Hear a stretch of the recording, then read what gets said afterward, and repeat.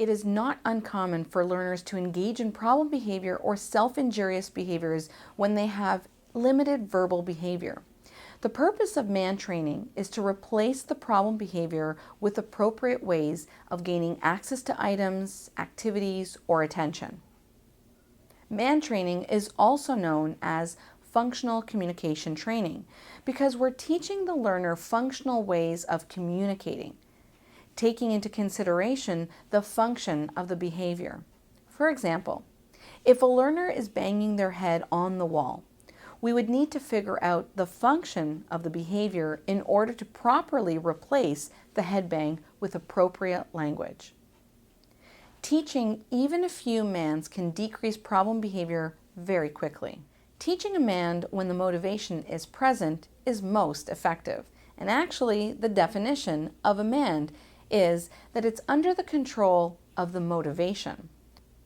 What this means is, if I held this cup of coffee in front of you and you were really wanting coffee because you're getting tired and really need that boost right now, and you asked me for it, this would be under the control of the motivation for coffee. But if I held that same cup of coffee after you drank 3 cups, you may just tell me that it's a cup of coffee. Your motivation is not there, which means it's not a MAN, but rather a tact. So going back to the MAN, the learner needs to really want it. Imagine you're in a country visiting for the summer and you don't speak the language. You're visiting a friend's house. They don't speak English. You're really hot. You're sweating.